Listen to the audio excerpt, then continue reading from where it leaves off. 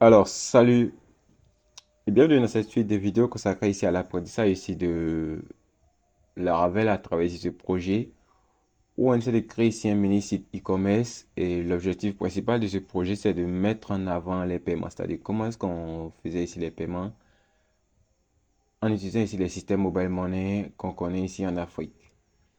Donc, si vous êtes là depuis longtemps, vous connaissez déjà le principe et le temps on peut avancer. Dans la dernière vidéo, on avait réussi à connecter ici le compte vendeur et lorsqu'on se connectait en tant que vendeur, on tombait ici sur cette interface qui retenait juste ici le mot vendeur connecté. Donc, ce qu'on va vouloir faire aujourd'hui, c'est qu'on va vouloir mettre en place ici le dashboard du compte vendeur. Donc, pour le dashboard du compte vendeur, on va utiliser ce dashboard-là.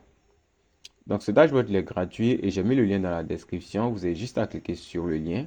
Vous allez tomber sur cette page et pour la télécharger, vous allez venir cliquer sur le bouton Free Download, pas celui-là, ce bouton Free Download. Donc, si vous cliquez dessus, il va lancer sur le téléchargement là. Par exemple, ici, je viens de le télécharger. Et ce que vous allez faire, c'est que là, vous allez venir dézipper ce fichier. Donc, vous allez faire peut-être, je ne sais pas si vous avez ici un logiciel de dézippage. Dans mon cas, moi, j'ai Z7zip. Donc, je peux faire ici extrait vrai vers ça. Et après avoir fini de dézipper, on obtient ici ce dossier. Et lorsqu'on rentre à l'intérieur, on voit qu'on a encore ici un autre sous-dossier qui contient ici différentes pages. Et par défaut, pour ouvrir ici la page index.html, pour être sûr que vous ouvrez bien la bonne page. Et si vous ouvrez ici le fichier index.html, vous devez avoir ici une page qui ressemble à ça. Donc, on va se baser ici sur ce template pour gérer ici l'espace dashboard des vendeurs. Ok, donc là, c'est bon.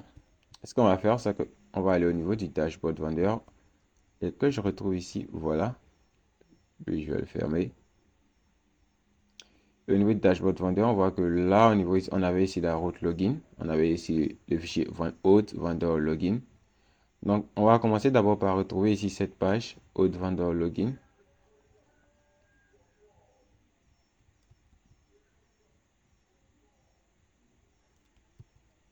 Donc, ça retenait sur la route vendeur slash dashboard. Ok, donc vendeur slash dashboard. Et on avait ici le message vendeur connecté sur le contrôleur vendeur dashboard. Donc, plutôt que de retenir ça, on va lui dire qu'on va retenir ici une vue, return view. La vue va s'appeler ici dashboard.vendor. On va dire ici, ça sera ici home. Donc là, ça sera ici la page de démarrage de lorsqu'on sera connecté. Et si on fait ça qu'on retourne sur notre interface et qu'on rafraîchit, on doit avoir ici un message d'erreur parce qu'il ne va pas reconnaître ici cette nouvelle route qu'on vient de définir. Ok, donc là, on doit aller créer ici cette vue dans notre dossier resources. Donc dans le dossier resources, que je retrouve, resources, view, à l'intérieur de view, on va créer ici un nouveau dossier qu'on va appeler ici dashboard. À l'intérieur des dashboards, on va avoir un autre dossier qu'on va appeler vendor parce qu'on aura peut-être plus tard ici un dashboard pour les utilisateurs. Donc, je vais créer ici un nouveau sous-dossier que je vais appeler vendor. Et à l'intérieur du dossier vendor, je vais créer ici maintenant le fichier home.blade.php. Et ici, au niveau du home.blade.php, je peux mettre ici un message pour dire que ça sera ici page, page, page, défaut, connexion. Donc, je change ce mot-là pour dire que ce sera la page par défaut lorsqu'on sera connecté en tant que vendeur. Ok, et puis là, je regarde, on est dans dashboard, vendeur, et hop. Et ici, il dit qu'il ne retrouve pas ici la vue dashboard. Donc là, ici, il manque ici un S. Au niveau du vendeur dashboard, je dois mettre ici un S pour dire qu'on pointe sur dashboard et non dashboard. Et si je rafraîchis maintenant, on tombe ici sur la page défaut connexion. Ok, donc rien de vraiment extraordinaire, on va dire, mais on avance bien. Donc au niveau de home.blade.php, j'ai dit on voulait avoir ici une apparence qui ressemble à ça. Donc pour ce faire, c'est plutôt simple. Au niveau du dossier layout, on va créer ici un nouveau layout qu'on va appeler cette fois admin, non, vendor dashboard-layout.blade.php. Et là, ce layout, ça sera ici le layout qu'on va utiliser ici pour englober ici notre application. Et ici, ce que je peux faire, on peut mettre ici un petit H1 et dire ici, je suis le layout. Tout simplement pour voir si ça marche. Et ici, au niveau de home.blade.php de dashboard vendor, dossier dashboard vendor, on va venir inclure ici ce layout. On va faire ici un extend layout.vendor dashboard layout. Tout simplement. Et là, si on rafraîchit, on voit qu'on a ici, je suis le layout qui est là. Et ici, on a la page de connexion par défaut. Ce qui veut dire que notre layout passe correctement. OK. Donc, c'est bon. Ensuite, la page d'accueil de l'admin lorsqu'on a ouvert, ce qu'on va faire, on va faire ici un petit CTRL U pour pouvoir avoir accès ici au code source. Et après avoir fait le CTRL U pour avoir accès au code source, on va faire CTRL A pour tout copier. Donc on copie tout et on revient au niveau du vendor dashboard layout. On supprime ici le H1 et on colle ici tout le contenu. Donc ça doit faire environ 688 lignes si vous avez bien suivi ici le principe. Ok, donc on fait ça et on retourne ici sur notre interface et qu'on rafraîchit. Elle va mettre un peu de temps et puis vous allez voir que l'interface sera un petit peu cassée, ça va ressembler à ça. Donc si ça ressemble à ça pour le moment votre interface, vous êtes ici sur la bonne voie. Ok, ensuite ici le prochain objectif c'est d'importer ici les outils nécessaires, les liens nécessaires, les styles nécessaires, les classes, les scripts nécessaires. Donc ceux qui ont été listés juste en dessous ici. Donc pour ce faire, on voit qu'ils se trouvent tous dans Asset, Asset, Asset. Donc, on va aller au niveau de là où on a extrait. On va aller dans le dossier Asset. On va prendre le contenu de démo et IMG. On va prendre juste les deux. Et on va l'envoyer là où on a notre projet. Donc, moi, je retrouve ici là où j'ai stocké mon projet. Et là, on va aller dans le dossier public. Et on va coller ça tout simplement. Donc, on colle ici dans le dossier public. On a juste démo et IMG.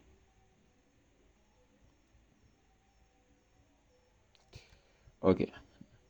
Donc, ce qu'on va commencer par faire, c'est d'inclure ici les données qui proviennent ici de ça. Donc, tout ce qui provient de asset slash asset slash.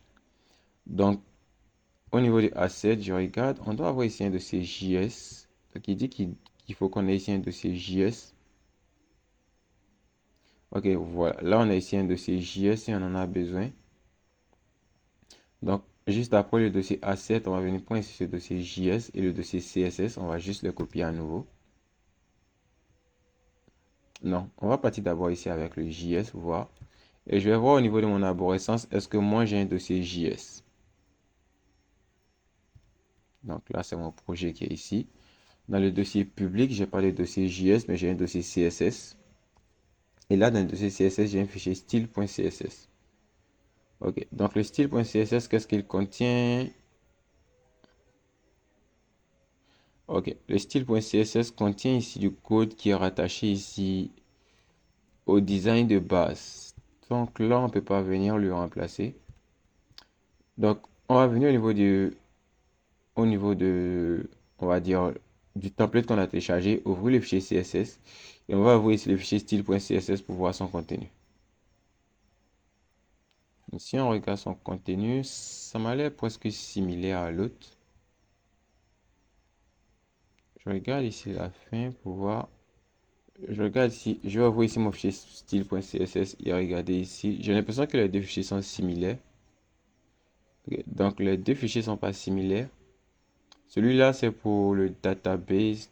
Donc, ok. Ok, donc c'est bon. Donc là je commence à m'embrouiller. Donc ça va, on va arrêter là. On va aller au niveau du dossier CSS, dans notre dossier CSS public CSS. Et on va créer ici un nouveau fichier qu'on va appeler vendor.style.css. Voilà, je pense que là, ça va régler le problème. Et on va se retenir là où on a importé, on a extrait ici le projet. On va ouvrir son fichier style.css et on va copier ici tout le contenu pour aller le mettre au niveau de vendor.style.css. Voilà. Donc là, je pense que ça va beaucoup séparer les choses. Et vu que le fichier est un petit peu gros, avec plus de 10 000 lignes, il va mettre un peu de temps à enregistrer. Ok, donc là, c'est bon, on a ça. Ensuite, on doit aller au niveau du vendor dashboard layout pour commencer à inclure ce fichier. Vendor dashboard layout. Et on va faire ici un CTRL F pour chercher là où on a mis style.css.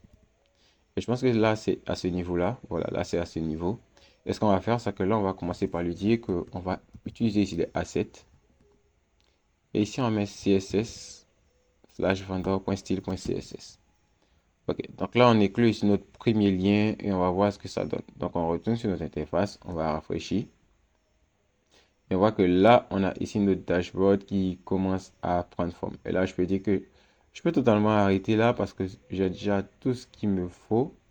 Mais je vais terminer ici pour qu'on puisse bénéficier ici du data table qui nous sera très utile plus tard. Donc, on va aller là où on a mis ici les scripts JS. On va voir. Je pense que c'est tout en bas. Ok, les scripts JS. Donc, on va aller au niveau de... Ça, c'est la source. On va aller dans la source de dossier JS. On va copier ces deux fichiers. On va aller maintenant dans notre projet. On va chercher le fichier JS. On n'a pas de fichier JS, donc on va commencer par créer un nouveau fichier qu'on va appeler JS.